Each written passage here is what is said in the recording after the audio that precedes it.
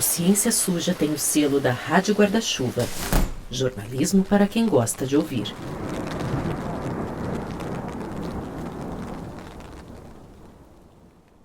Olá, sou a Carol Marcelino, sejam muito bem-vindos e bem-vindas ao MesaCast do Ciência Suja.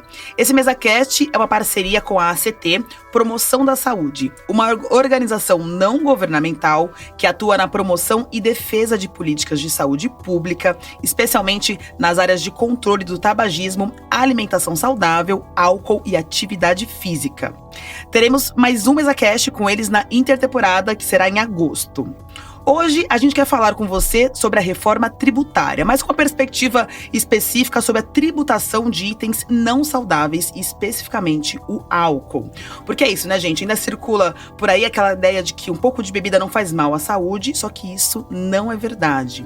Diferentes estudos apontam que não há limite seguro para consumir álcool. Claro que beber mais é pior, mas beber um pouco também pode trazer prejuízos com o tempo. Então é isso, se você quer beber, ok, mas que não seja com a desculpa de beneficiar a sua saúde. Para quem quiser saber mais, tem até um outro MesaCast nosso sobre esse assunto chamado Indústria do Álcool, acredite com moderação. Dito isso, no Brasil, os custos com câncer associado ao consumo de álcool foram de 1,7 bilhão de reais em 2018 e 3 bilhões são projetados para 2030.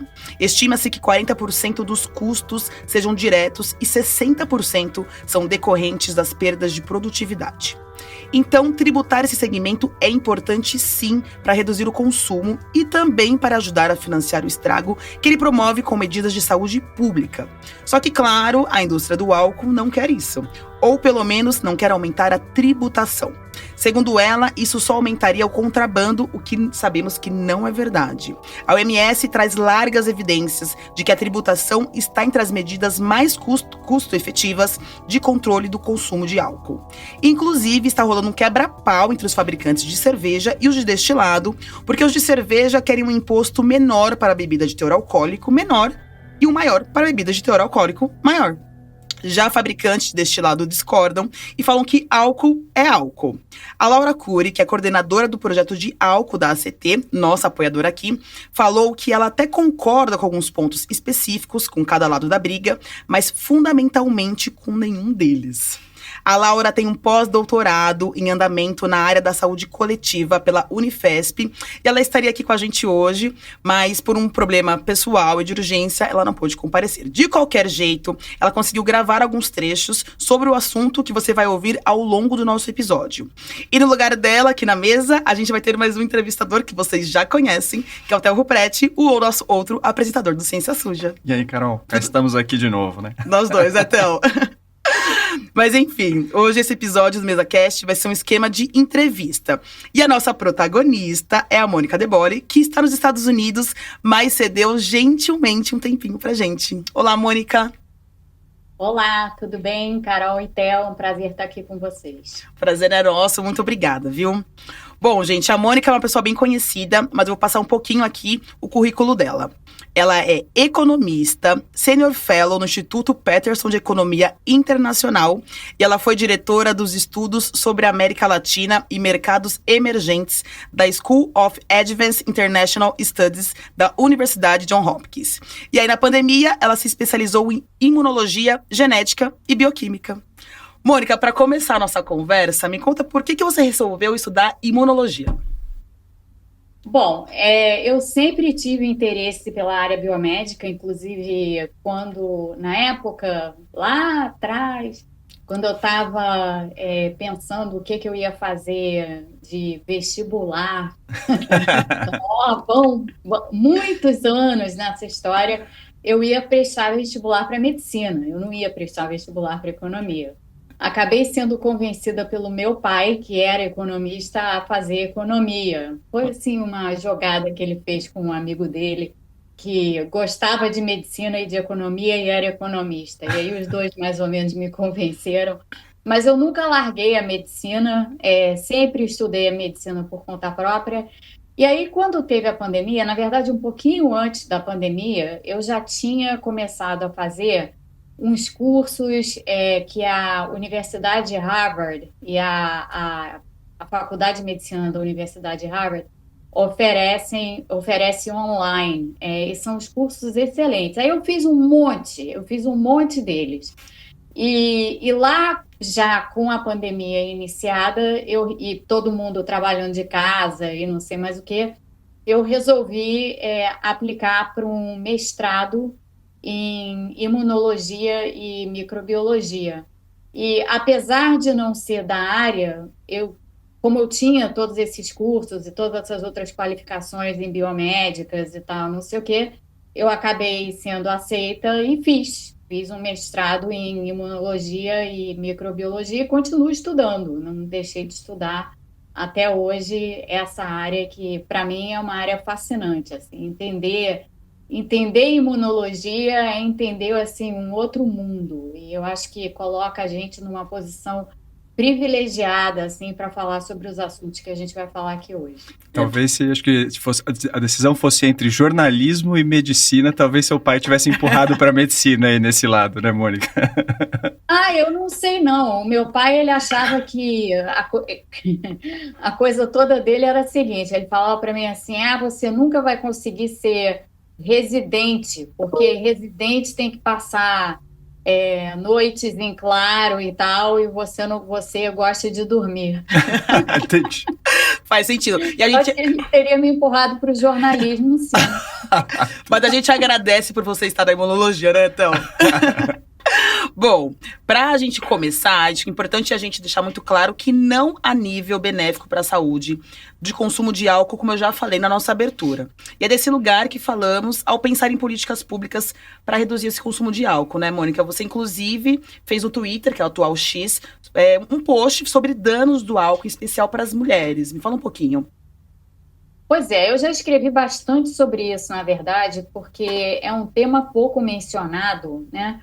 E essa coisa, né? Como a indústria do álcool é uma indústria muito forte, tem um lobby muito grande, não só no Brasil, mas isso é observável aqui nos Estados Unidos também. Então, assim, quando teve esse grande estudo longitudinal que pôde finalmente dizer para todos: olha, não existe nível seguro de consumo de álcool, qualquer nível de consumo de álcool gera risco, e gera risco de doenças diversas, mas, sobretudo, risco de câncer. Quando saiu esse estudo, assim, a veiculação desse estudo na mídia foi difícil, assim, não recebeu alguma atenção, mas recebeu menos atenção do que deveria. E a questão do câncer e das mulheres e esses recortes por gênero, quando a gente olha para a saúde pública, que a gente faz pouco, mas que são super importantes. Mulheres têm, claro que mulheres e homens são iguais em muitas coisas, mas o organismo de uma mulher é diferente do organismo de um homem, né? Por definição, assim. E a forma como a nossa biologia feminina funciona é diferente. Então, na questão do álcool, por exemplo, quando uma pessoa ingere álcool, uma parte do que é ingerido fica em circulação até ser expelido do organismo, outra parte é metabolizada no fígado. Essa parte que é metabolizada no fígado, ela é metabolizada de tal forma a produzir dois metabólitos, né, como a gente chama. Então, você tem, de um lado, o acetaldeído, e de outro o ácido acético, que é a continuação da metabolização do etanol pelo fígado. O ácido acético é vinagre, tá, gente? Então, assim, é algo que é absolutamente benigno. Mas o acetaldeído não. O acetaldeído é um carcinógeno. E no caso das mulheres, o acetaldeído, ele se acumula em determinadas partes do nosso corpo. E as mamas, no caso das mulheres, o tecido mamário é um tecido que atrai esse acúmulo de acetaldeído. E esse acetaldeído que acumula no tecido mamário, ele não é transformado em mais nada, ele fica ali. Então, é um carcinógeno que se aloja nas mamas, que demora um tempo para ser expelido do corpo, ele não é expelido nem em 24 horas, são mais horas para ser expelido. Então, se você imagina assim, uma mulher que tem o hábito de beber todo dia, vai sempre ter um conteúdo de acetaldeído nas mamas potencialmente perigoso.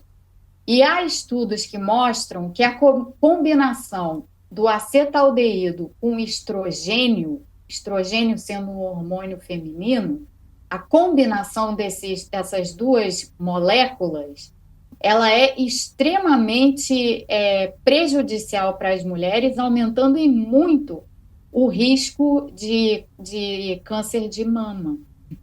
Então, para as mulheres, o risco de câncer de mama pode ser aumentado em muitas vezes por conta da ingestão de álcool. E, claro, quanto mais álcool ingerido, maior é esse risco. E isso é uma coisa que é de extrema importância, mas que muito poucas mulheres sabem, ou muito poucas mulheres se dão conta.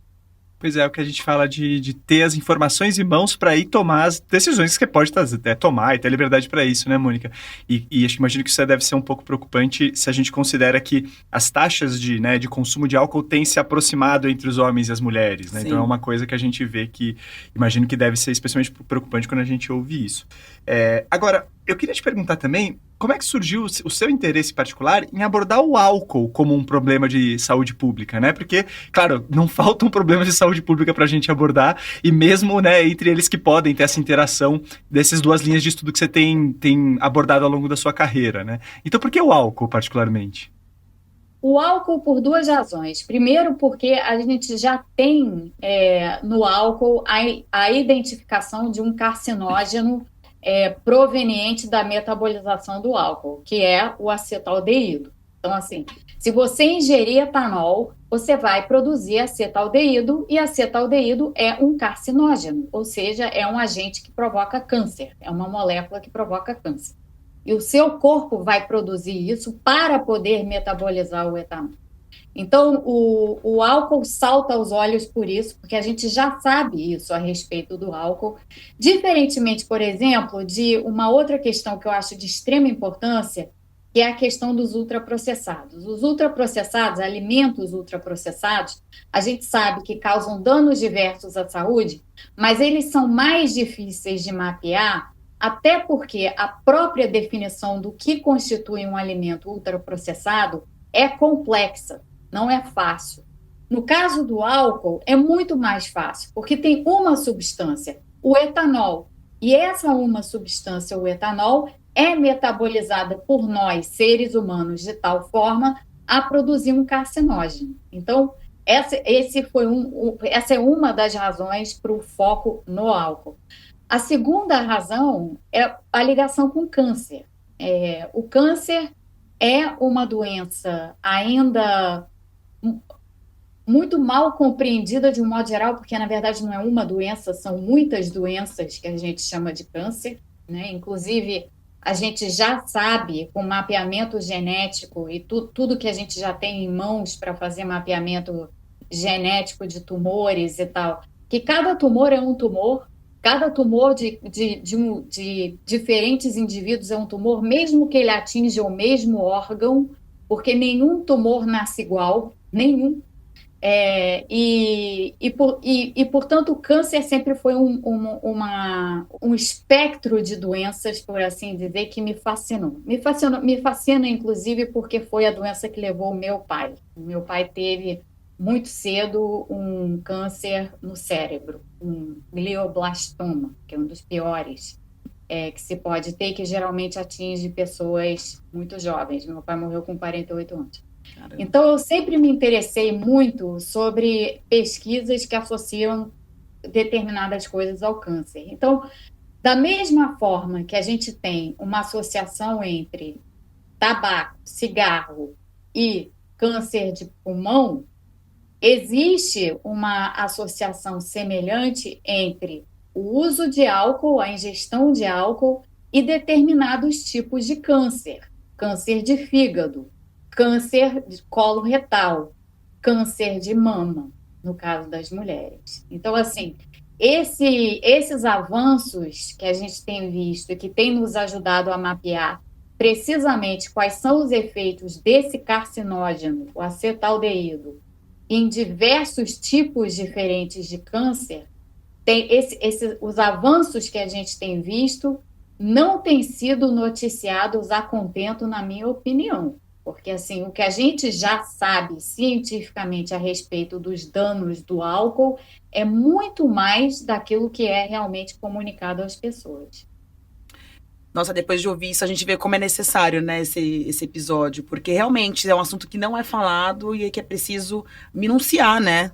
E De uma que forma... E às vezes entra numa lógica, né, Carol? Nessa lógica de uma lógica de marketing, uma lógica da moderação, Total. que vai sempre entrando por essessa vias e que acaba escondendo esse tipo de conversa, né? Total. E que, de novo, ninguém tá falando assim, não é pra beber, essa não é uma decisão minha até, ou sua, tal, mas é importante que as pessoas estejam bem informadas, que é o problema que a Mônica trouxe. É isso, conscientes, né, Theo? Bebendo conscientes, eu acho que é isso. Mônica, você já comentou em outras oportunidades que acredita que devemos reconstruir a nossa indústria, nosso processo de industrialização a partir de um polo de saúde junto com a agenda do meio ambiente e com a tecnologia. Como você enxerga o álcool nessa equação? Olha, eu acho que o que nós deveríamos estar fazendo no Brasil, o que nós precisaríamos estar fazendo no Brasil, era precisamente trazer, e vocês fazem isso no Ciência Suja, mas é trazer as informações para as pessoas, para que as pessoas consigam compreender aonde devem estar as prioridades, assim, inclusive as prioridades em termos de política pública. O governo Lula anunciou há alguns meses um plano de reindustrialização do Brasil. E nesse plano de reindustrialização havia lá alguns pilares delineados, dentre eles o pilar da saúde, né? Então está lá, esse é um objetivo, desenvolver o lado da saúde, que aliás nunca foi objeto, a saúde, a área saúde especificamente, nunca foi objeto de política industrial no Brasil. Então, assim, é inovador nesse sentido. Há outras coisas que não são tão inovadoras no plano do governo, mas esse foco na saúde E a gente precisa urgentemente falar sobre esses assuntos. Por quê? Porque o que a gente está tratando aqui, né, em relação ao álcool especificamente, quando a gente fala de câncer, câncer é uma doença não comunicável, ou seja, é uma doença não contagiosa, né? Doenças que as pessoas desenvolvem. É uma doença da velhice, é uma doença que a gente sabe que quanto mais velhas as pessoas ficam, maiores as chances delas terem algum tipo de câncer em algum momento das suas vidas. O Brasil é um país que está em pleno processo de envelhecimento. E quando a gente junta tudo isso e bota nessa mistura o fato de nós não termos uma discussão adequada sobre os riscos da ingestão de álcool, toda essa conversa fica muito mais urgente, né, de certa forma, e fica muito mais presente assim, para nós, no que afeta realmente as pessoas no seu dia a dia. E para que você possa ter não só o atendimento que você precisa ter no sistema de saúde, né, no SUS, mas para que você possa ter também o desenvolvimento, eventualmente, de tratamentos, ou pelo menos de assistência a tratamentos, testes laboratoriais, ou seja lá o que for, a gente precisa desenvolver muita coisa na nossa área de saúde, e uma parte disso vem precisamente de uma visão sobre o que é esse redesenho da indústria no Brasil. Então, todas essas coisas estão interrelacionadas. E falando um pouquinho da indústria, Mônica, qual que é o cenário atual da tributação do álcool? Tá baixo para todos? Tá baixo. Tá muito baixo. Quando vocês falavam, né, no início, na apresentação, sobre a briga que existe entre o lobby, né, das empresas de álcool e até uma certa concorrência e uma certa briga que existe entre cervejarias e produtores de destilados, ou seja lá o que for, é até um pouco engraçado, né? Engraçado no mau sentido, quando você vê isso. Porque, sim, a cerveja tem um teor de álcool muito menor, por exemplo, do que, sei lá, uma garrafa de vodka, uma garrafa de whisky. Mas esse não é o ponto. O ponto é quanto que as pessoas consomem. Porque quem consome cerveja não consome uma latinha de cerveja, né? Consome provavelmente várias latinhas de cerveja ou várias garrafas de cerveja, e no final, talvez o teor alcoólico daquilo que aquela pessoa consumiu seja igual ao de um shot de vodka. O que interessa na realidade é a substância, o álcool, ou a quantidade de etanol. Se tem, seja lá o que for de etanol, aquilo ali representa um risco à saúde pública. Logo, aquilo ali merece sim uma atenção por parte das autoridades públicas. E tributar é sabidamente, inclusive por uma literatura enorme que existe a esse respeito, você tributar coisas que são prejudiciais à saúde, por exemplo, você tributar cigarros ou você tributar bebidas alcoólicas, isso daí tem um efeito grande sobre a saúde pública, sim, porque as pessoas realmente deixam de consumir.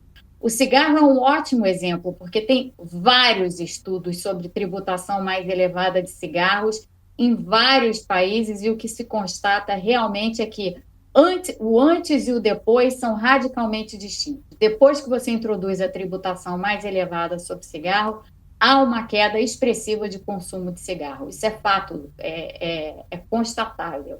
E o mesmo vale para a bebida naqueles países que usam tributação mais alta sobre bebidas. Nesse quesito, tem uma outra coisa importante que eu queria chamar a atenção de vocês dois, que é a seguinte: a Inglaterra, por exemplo, há um tempo atrás, resolveu instituir, assim como no cigarro você tem aqueles rótulos que falam sobre os malefícios à saúde e tal, não sei o quê, né, que vem no cigarro obrigatoriamente, a Inglaterra resolveu instituir isso para bebidas alcoólicas em geral. Então, bebidas alcoólicas são vendidas com esses rótulos também de malefícios à saúde. E outra coisa que já foi comprovada é que quando você introduz essas advertências também têm o efeito de reduzir o consumo, porque traz informação para as pessoas. Boa. E nesse sentido, Mônica, só para deixar claro um ponto que você traz, a gente entende que está tudo baixo, a tributação está muito baixa, né? Então tinha que aumentar para todo o setor, isso é o ponto mais importante que a gente deveria ter. Agora, o que eu queria ver contigo é se ainda assim, vamos dizer, devia ser bem alta para a indústria da cerveja e ainda mais alta para a indústria dos destilados. Só queria entender como você vê isso diante das recomendações que a gente tem visto hoje em dia. Eu acho que tem que ser alta para todo mundo no mesmo nível, e bem alta. Porque, como eu dizia, quem consome cerveja não consome uma latinha de cerveja, consome várias. E, geralmente, a cerveja é aquela bebida assim que é a entrada para outras, né? Então, a pessoa que consome cerveja vai dar cerveja para, sei lá, para cachaça, e fica na cachaça, por exemplo, entendeu?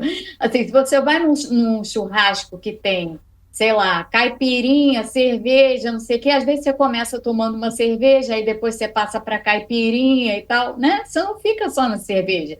Então tem que ser igual para todo mundo. E é uma maneira, assim, claro que as pessoas, de um modo geral, que estiverem nos ouvindo aqui, muitas vão ter a seguinte reação: eu só bebo uma cerveja e, pô, já estão querendo aumentar, é o único prazer que eu tenho, já estão querendo aumentar o preço da minha cervejinha? Estamos querendo aumentar o preço da sua cervejinha, sim. Você tem opção, você pode tomar a sua cervejinha e, sabendo dos riscos que você está correndo, pagando um preço por isso, porque, afinal de contas, não é justo que outras pessoas que não bebam cerveja paguem por você, porque é isso que o contribuinte vai ter que fazer no final das contas, né? Porque uma pessoa que bebe e que adoece por conta de bebida e vai parar no SUS, essa pessoa está sendo assistida com recursos públicos recursos esses que vêm do contribuinte. Então, por que que é justo, por que que seria justo que uma pessoa que tem por hábito beber se valesse daquelas que não têm o hábito de beber? Não tem justiça aí, né? Então, a maneira de você equacionar essas coisas é, de fato, por meio da tributação. É assim que se faz.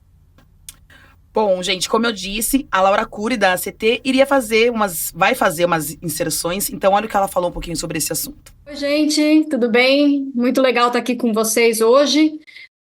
Não, eu concordo com a Mônica. Eu acho que a tributação ela tem que ser alta e ela tem que corrigir distorções, né, de diversos tipos. O primeiro ponto é que o álcool no Brasil hoje ele ainda é muito barato, né? Então, em vez de pagar um imposto mais elevado, muitas vezes o que a indústria do álcool recebe são subsídios. E não faz sentido que um produto que sabidamente faz mal à saúde, além de prejudicar também a economia e o meio ambiente, pagar pouco imposto, sendo que o ônus é pago por toda a sociedade, né? Como disse a Mônica. Então, a tributação ela tem que ser alta o suficiente, a gente tem que ter alíquotas altas o suficiente para ver a redução no consumo, né? Proteger a população e promover a saúde.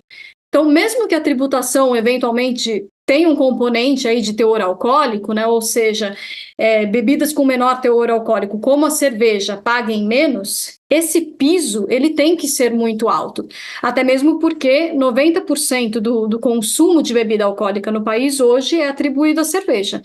Então, não faz sentido que este piso seja baixo. Então, a partir daí já tem que ser muito alto, como disse a Mônica. E lembrando que a tributação é considerada a medida mais importante, a medida mais custo-efetiva para reduzir o consumo e para promover a saúde. Isso segundo, né, a Organização Mundial da Saúde, Banco Mundial, OCDE, etc. Então, acho que esses pontos são fundamentais da gente lembrar nesse momento. Mônica, a indústria em geral também alega que essas mudanças na tributação não são efetivas e que só fomentam o contrabando. Verdade isso ou temos evidências do contrário? Não é verdade isso, e nós temos amplas evidências do contrário. Amplas evidências. Assim, é claro que a indústria vai sempre se posicionar contra um aumento de tributação sobre os seus produtos. Assim, isso é o que eles têm que fazer, né? Então, é óbvio que eles vão se posicionar dessa forma e é óbvio que vão tentar construir todo tipo de argumento. Agora, se as pessoas quiserem buscar a evidência científica, o que a evidência científica mostra é que a tributação de um modo geral, o instrumento mais eficaz para você reduzir consumo.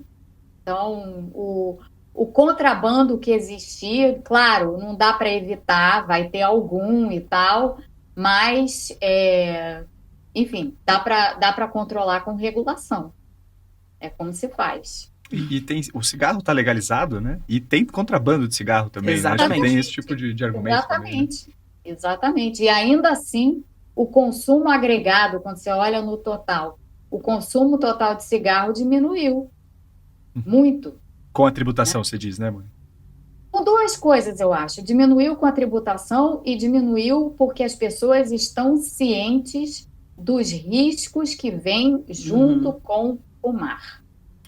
Cada vez mais. Eu acho que hoje em dia ninguém questiona isso. Não existe um questionamento sobre cigarro, só um cigarrinho por dia, tudo bem. Não. A gente já sabe que cigarro tem uma associação muito próxima com uma porção de doenças, doença obstrutiva pulmonar, enfim, efizema, fora câncer, né? Como a gente já falou aqui. Então, isso já está muito bem estabelecido, já está muito conhecido, porque do momento em que ficou evidente que o cigarro causava esses danos, houve uma campanha muito forte de informação das pessoas.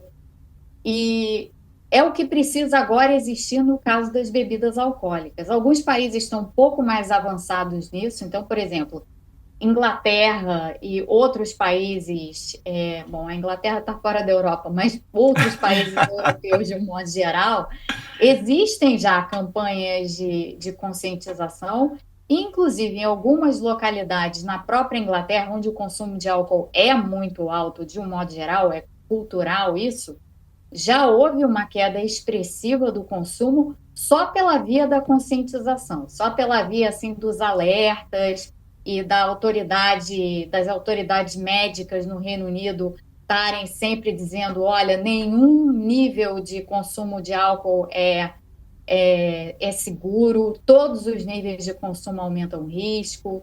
Existem essas campanhas, por exemplo, agora chegou no Brasil, né, isso, mas já existe há muito tempo na Inglaterra e já existe há bastante tempo aqui nos Estados Unidos também. As campanhas do Dry January ou do Sober October, né? Então, de você passar 30 dias, ou seja, janeiro, porque é o início do ano, outubro, porque sober e October são duas palavras que rimam em inglês, você passar 30 dias sem consumir álcool, né, para dar uma desintoxicada no organismo, e também porque, como o álcool é uma substância que causa vício, a redução, não é a moderação do consumo, é a interrupção do consumo por um tempo, ela é capaz de quebrar o pouquinho de vício que todo mundo que bebe com alguma regularidade tem. Essa é outra discussão que é tabu quando se fala de álcool, né? A questão do vício. O álcool é uma substância que vicia. Ponto. Vicia. Isso é comprovado, cientificamente comprovado. Então, mesmo aqueles que nos ouvem aqui, que não se acham viciados, algum pequeno nível de vício, se você bebe regularmente, você tem. É facílimo interromper isso, é só parar. Para de beber por 2, 3 semanas ou para de beber por um mês, que você vai ver como que, primeiro, a sua tolerância ao álcool cai, e segundo, como que eventualmente você consegue, de uma forma muito melhor, administrar o quanto você bebe daquele ponto para frente. Essas são coisas que deveriam estar sendo faladas e discutidas e que não são faladas e discutidas, mas já vem sendo faladas e discutidas em países como o Reino Unido e aqui nos Estados Unidos há bastante tempo. E isso tem tido um efeito, porque quando você pega, por exemplo, a geração dos meus filhos, que estão aí na faixa dos 18, 19, 20 anos, essa é uma geração que bebe muito pouco, ou bebe relativamente pouco comparado a outras, porque já existe uma conscientização. Essa coisa do vício, né? Antigamente, quando você ia fazer algum exame ou ia, enfim, preencher alguma ficha, estava escrito ali, você bebe o quê? Socialmente? Hoje há muitos lugares que está escrito assim, você bebe 1, 2 vezes na semana, 2 a 3 vezes na semana, porque é isso, né? Existe ali uma dependência semanal ou mensal, enfim, diária, que a pessoa tem, né? E tem a dependência social, tem Exato. Um pouco assim, né? Aquela coisa, acho que esse janeiro seco, essa coisa, às vezes pode ajudar nessa linha de, tipo, aquela pessoa que toma uma cerveja durante o jogo de futebol. Quando ela vê o jogo de futebol sem tomar cerveja, fala, opa, isso existe também, né? Tem graça também, né? E tem outra coisa que é importante, tem muita gente que acaba, nesses ambientes sociais, tem muita gente que acaba tomando uma taça de sei lá o quê, só porque o resto das pessoas estão tomando. Mas se você parar para pensar, por exemplo, em ambientes de trabalho, né? Quando você tem aquela coisa assim do happy hour na empresa, junta todo mundo, aí tem lá vinho e outras coisas. Não bebam, porque normalmente isso daí vai ser vinho barato, é álcool porcaria, que faz mal e que melhor você ficar com um copinho de água, você vai se divertir tanto quanto com seus colegas de trabalho ali, né? Qual é a necessidade de beber em toda e qualquer ocasião? Né? Escolhe aquelas que você quer eventualmente beber e deixa de lado aquelas que você não quer. Então, tem um movimento aqui nos Estados Unidos e no Reino Unido também, um movimento de beber com consciência, ou seja, escolher os momentos em que você vai se expor a uma substância que é sabidamente nociva, em vez de simplesmente beber sem pensar. Legal. A Mônica trouxe pra gente alguns exemplos de países, né, que fizeram ações ali para tentar diminuir o consumo, mas a Laura e o pessoal da ACT chegaram a compilar locais em que impostos especiais sobre o álcool trouxeram bons resultados. Então, ouve ela aí de novo. Então, mais de 80 países, eles já aplicam, né, impostos especiais sobre bebidas alcoólicas. E isso é super importante, porque quando os preços sobem, os danos associados ao consumo diminuem, né, e vice-versa.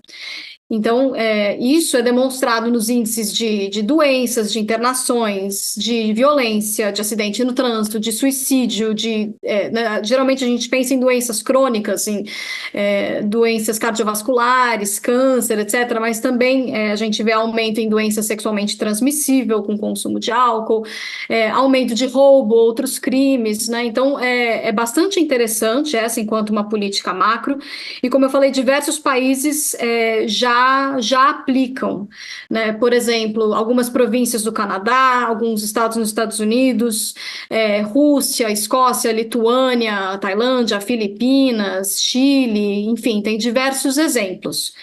Um dos primeiros, eu acho, foram algumas províncias no Canadá que aplicam uma política de preço mínimo já desde a década de 90, que reduziu bastante as hospitalizações que são atribuíveis ao álcool, né? As mortes totalmente atribuíveis e também uma redução em doenças e em mortes, né, agudas e crônicas que vão acontecer mais para frente atribuíveis ao álcool, assim como também internações por acidentes de trânsito e crimes. O estado de Illinois, nos Estados Unidos, em 2009, né, aplicou um imposto sobre álcool que levou a uma diminuição de acidentes de trânsito. A Escócia também aplicou uma política de preço mínimo e registrou uma redução de 1/4, né, nas vendas por ano e uma queda de 10% na mortalidade que é atribuível ao consumo do álcool. A Rússia, que é um país acho, icônico, porque inclusive, né, tem grandes dimensões, uma grande população, acho que, né, a gente consegue fazer um paralelo aqui com o Brasil, de certa maneira, e a Rússia é um país que historicamente sempre bebeu muito. A Rússia, a partir de 2003, começou a ter uma série de medidas de controle de álcool, entre elas a tributação, e viu uma redução de mais de 40% no consumo de álcool desde então, né, e um aumento na expectativa de vida. Então, isso também foi um marco histórico para um país como a Rússia. Aliás, geralmente, né, os países europeus, e principalmente do leste europeu, tem uma tendência, né, uma questão cultural histórica de beber muito. Então, outro caso foi a Lituânia, que também aumentou os impostos, viu uma redução também na casa dos 40% no consumo, né, na compra do álcool e na mortalidade. Então, teve, se não me engano, assim, para uma população pequena, né, no caso, a gente está falando de uma população grande como a da Rússia, na Lituânia é uma população pequena, mas foram evitadas cerca de 1.500 mortes em um ano, que são atribuíveis, né, aos efeitos positivos da tributação do álcool. Então, geralmente, como eu falei, essas políticas, elas têm um efeito de curto ou médio prazo, então é um acidente de trânsito que deixa de acontecer, né, alguma coisa muito grave que acontece, mas também pode ter um efeito de longo prazo, né, por exemplo, com você fazer com que a iniciação do consumo de álcool, principalmente, né, pela população jovem, fique mais, né, demore mais para acontecer. Então, isso, a gente tem exemplos disso acontecendo em países como na Tailândia e no Chile, por exemplo. A Tailândia é interessante porque ela conseguiu vincular a arrecadação dos recursos de impostos sobre o álcool para financiar, por exemplo, programas para idosos, nesse caso. As Filipinas também conseguiu vincular a arrecadação tributária para financiar o sistema de saúde deles, inclusive durante o período da pandemia da Covid-19 e também em períodos de crise econômica, conseguiu oferecer serviços de saúde, serviços sociais mais abrangentes para a população, né, garantindo a continuidade do acesso a serviços de saúde. Acho que a gente tem, né, diversos exemplos interessantes para comentar. Mônica, tem uma campanha antiga chamada Cerveja Também é Álcool, e ela focava nessa questão de que a cerveja também precisa ser tributada. Mas isso faz bastante sentido na publicidade. Então, eu vou explicar aqui.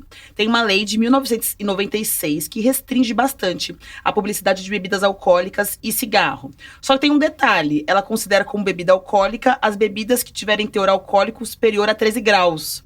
Na prática, isso deixa de fora cervejas, as bebidas ice e até alguns vinhos e espumantes. Ou seja, parte considerável do mercado de bebidas alcoólicas pode propagandear seus produtos quase sem restrição, e projetos de lei que tentaram modificar isso foram parados de uma forma ou outra. O que devemos fazer nessa frente da publicidade de maneira prática? Olha, eu acho que de maneira prática, eu penso que essa iniciativa, por exemplo, do Reino Unido de colocar rótulos em tudo que contém etanol, né, um rótulo de advertência, é importante, assim, se fazer. E é algo que rende muito. E é simplesmente algo que você faz, você não precisa, não acho que você precise de lei para fazer isso, não. Eu acho que as autoridades de saúde do Brasil têm que ver exatamente como que funciona a nível, né, legal, como é que você faz, mas como é que, aí tem que voltar no cigarro e ver como é que foi feita a do cigarro, mas você colocar lá um rótulo de advertência em tudo que for bebida alcoólica, em tudo que contiver etanol, é algo que já dá um belo passo à frente. E cigarro, é impossível a gente não discutir isso aqui, né? Porque ele, de certa forma, ele foi um mobilizador desse tipo de debate, né? Até porque você vai muito tempo atrás, era isso, era patrocínio de Fórmula 1, era show, era tudo com aquilo, né? E hoje em dia a gente não vê e acha normal. Acho que isso é um ponto. Porque hoje em dia, se a gente falar, vamos restringir publicidade de bebida alcoólica, não, mas o mundo vai acabar, não vai ter esporte, não vai ter mais... E, olha, com cigarro isso não aconteceu. Exato. Não acaba nada, não. Não acaba nada, não. Tem menos, né? Assim, o que a gente vê em publicidade de bebida, de um modo geral, para determinadas bebidas, cerveja talvez menos, mas para determinadas bebidas é muito subliminar, né? Então, por exemplo, não precisa nem ser só uma peça de anúncio, pode ser, por exemplo, uma inserção numa novela, quando você vê, sei lá, o casal chega em casa, abre uma garrafa de vinho e cada um está lá sentado tomando seu vinho. Isso não deixa de ser uma publicidade do vinho, entendeu? E a gente acha isso super normal, não tem nada mais normal. A gente acha normal ter, mas na verdade não é normal. Na verdade, o que está sendo feito ali é um tipo de publicidade subliminar de uma bebida alcoólica. Então, eu acho que, de novo, eu volto à questão da conscientização. Eu acho que a conscientização das pessoas é fundamental para que você tenha assim, um ímpeto, uma força para ajudar no combate a essa visão de que a bebida alcoólica é algo benigno, se fizer com moderação não tem problema, né? Que é a narrativa que impera ainda. Pois é, e assim, longe de mim querer falar mal da Monja Coen, mas acho que uma mancada que ela tenha dado foi justamente ser uma garota propaganda do beba com moderação. Ela foi contratada para isso. E tinha um pouco essa lógica. E é diferente do beber com consciência, né, que a Mônica trouxe. Porque o moderação passa essa impressão de que um pouco faz bem, até um pouco tudo bem, um pouco tá... um pouco, nesse pouco tá tudo liberado. É um pouco diferente desse beber com consciência, que é saber que tá se expondo a isso, né, Mônica? Ao risco. Exatamente.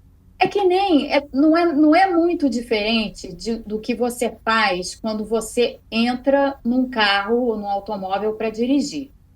Quando você entra num automóvel para dirigir, ou qualquer outra coisa que você faça na vida, você sempre está se expondo a um risco.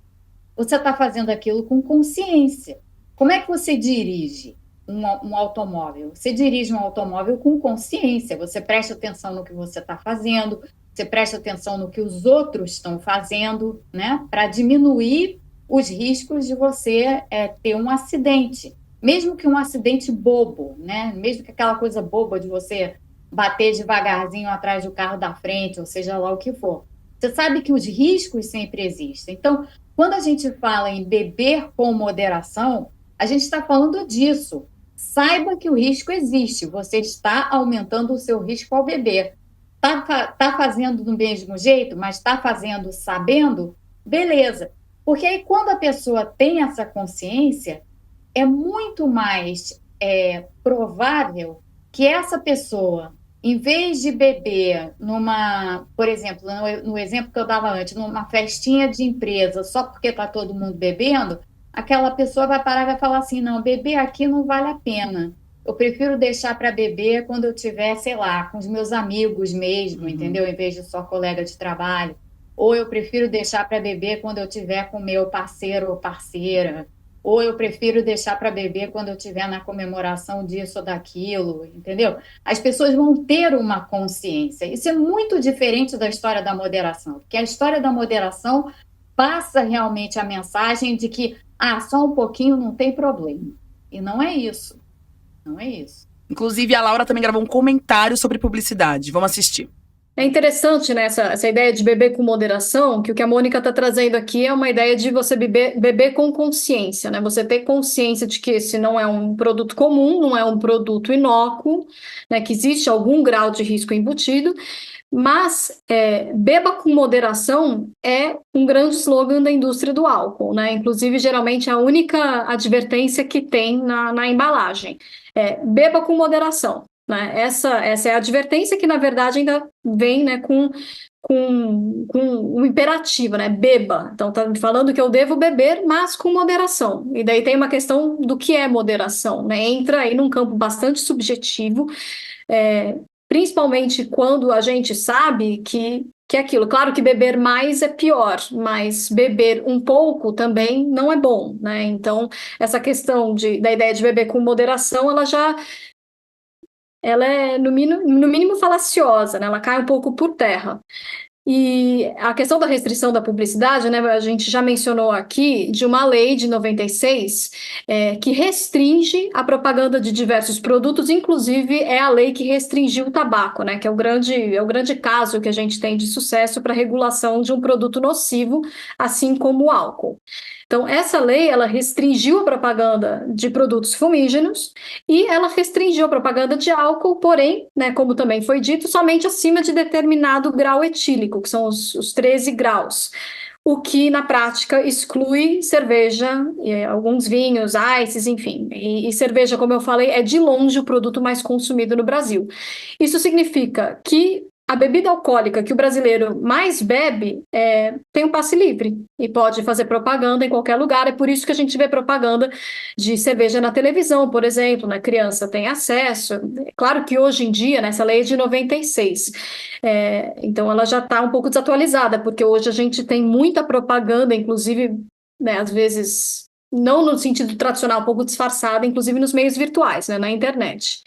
Mas seria fundamental que a gente pudesse restringir a propaganda também, e daí trazendo aqui um gancho de volta com a ideia da tributação, seria muito legal que as duas políticas regulatórias pudessem acontecer juntas, porque elas são consideradas, né, de novo, né, segundo dados da OMS, elas são algumas das principais medidas regulatórias para reduzir consumo. Então, se a gente restringe a publicidade e propaganda e também aumenta impostos, daí sim a gente vai estar promovendo política pública para promover a saúde da população. E mais uma vez, eu acho que a gente estava falando aqui antes de que o piso, né, caso a tributação de fato seja por teor alcoólico, que mesmo aquelas bebidas com teor alcoólico mais baixo, que elas têm que ter uma tributação bastante significativa, porque a gente tem que ver a redução no consumo. Então, a gente não pode seguir a lógica dessa lei, né, da década de 90, de que, para fins da legislação, cerveja não é considerado álcool. Cerveja é álcool e, portanto, tem que ser tributada de uma maneira adequada e a propaganda também tem que ser restringida. Bom, Mônica, para a gente ir fechando aqui essa conversa contigo, não te alugar tanto, tem um outro ponto que acho que é importante, que assim, tem um argumento da indústria que esse tipo de regulamentação e de tributação, a gente até falou brevemente aqui, né? Eles afetariam a economia, eles iam destruir a indústria do álcool e outras indústrias e tudo mais, né? Eu queria que você comentasse um pouco isso e até, eventualmente, discutisse assim, isso poderia, na verdade, ajudar a criar empregos, ajudar a gerar renda? Como você enxerga esse tipo de medida? Olha, eu acho que esse tipo de medida não destrói absolutamente nada. Na verdade, torna, eu acho, ajuda a tornar a sociedade mais saudável para início de conversa. Então, só isso daí já é uma grande coisa, já é um grande benefício, né? E a outra coisa que eu acho que é importante sublinhar é a seguinte: as pessoas não vão deixar de beber. A gente não está aqui dizendo que, olha só, ninguém mais pode beber. Não se trata disso. Assim, as pessoas vão ter escolhas, como elas continuam tendo, só que escolhas informadas.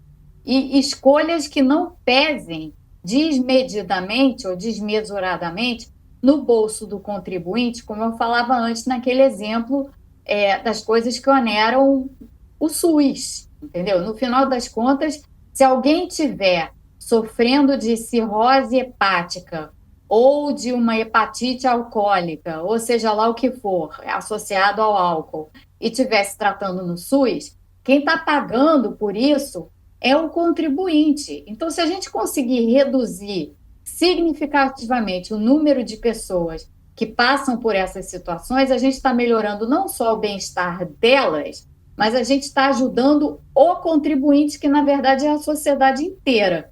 Então, a economia tem a ganhar, né, com isso, se a gente parar para pensar nesses termos. E destruição não há, porque, como eu disse, as pessoas não vão parar de beber. O nosso objetivo, eu acho que o nosso objetivo tem que ser o que eu mencionei aqui já várias vezes, que as pessoas bebam com consciência, sabendo que elas estão correndo um risco. Assumindo Se riscos, elas né? souberem disso, elas vão adequar os seus comportamentos de tal modo a administrar esse risco. Coisa que hoje em dia elas não podem fazer porque elas desconhecem o risco, né? Perfeito. Até pegar uns dados indiretos aqui, né, Mônica? Mas assim, teve um estudo Covitel que ele verificou que 14,1%, ou seja, 8,9 milhões de pessoas no Brasil, que bebem regularmente, admitiram não conseguir realizar suas atividades depois do consumo de álcool. E desses, 2,5% tinham essa sensação pelo menos uma vez por semana. Então você tem um impacto Total. também do consumo Pois é. na economia, né?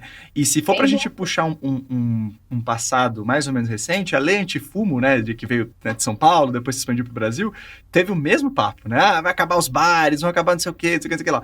Pelo contrário, existem dados de que eles não pioraram, e em outros países isso até melhorou, né? Melhorou a economia porque a pessoa que não fumava antes falou, que legal, esse ambiente dá pra Frequentar, habitar, né? melhor. Então tinha um pouco isso.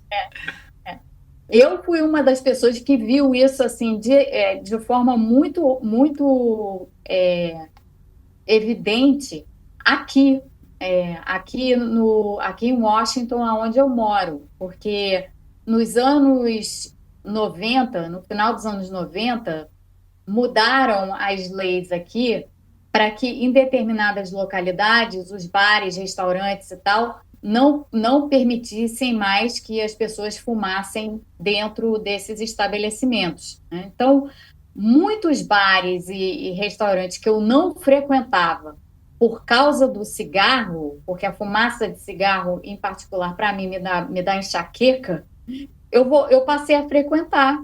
E esses bares e restaurantes não fecharam. Na verdade, a única coisa que aconteceu é que a frequência pode ter mudado ou a frequência pode, inclusive, ter aumentado.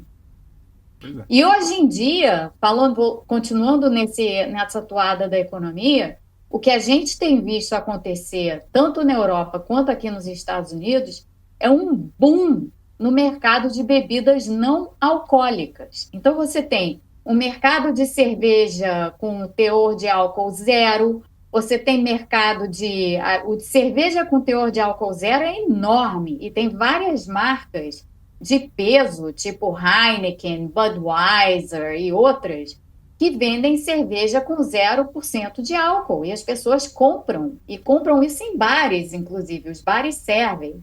Tem cardápio de bebidas não alcoólicas, inclusive cervejas sem álcool. A mesma coisa vale para os vinhos sem álcool, ou outras bebidas sem álcool. Então, tem um mercado imenso de bebidas não alcoólicas que surgiu e que, portanto, move a economia hoje, e que está aí. É um espaço para ser ocupado por essa indústria de bebidas alcoólicas. Você vê, tem cervejarias que vendem cerveja com álcool e cerveja sem álcool. Por que as cervejarias não estão pensando nisso no Brasil? Por que estão reclamando em vez de pensar nisso? É isso.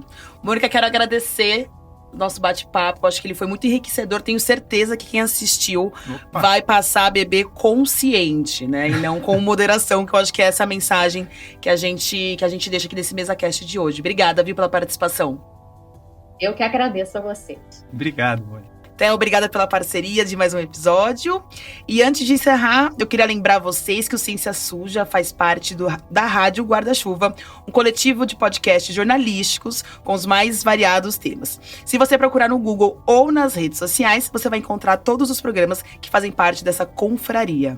A gente também tá com um grupo de WhatsApp, que a gente fala de episódios novos, traz bastidores, notícias exclusivas. E a gente promete que não é aquele grupo que vai ficar te enchendo, tá? O nosso grupo ele é bem legal. Esse episódio tem o apoio da ACT e nós também temos, pro ano todo, o apoio do Instituto Serra Pilheira. Este episódio do MesaCast foi apresentado por mim, Carolina Marcelino. A produção é do Theo Rupresti, meu parceiro, que também participou aqui da nossa conversa. Nosso time ainda conta com Mirela Lemos, Chloé Pinheiro, Felipe Barbosa e Pedro Belo. Nós gravamos no estúdio Picles, aqui em São Paulo. Todos os nossos episódios de MesaCasts e os episódios narrativos das temporadas regulares estão disponíveis nos tocadores, no YouTube e no nosso site. Lá no site você também pode aderir ao nosso programa de financiamento coletivo. Até a próxima!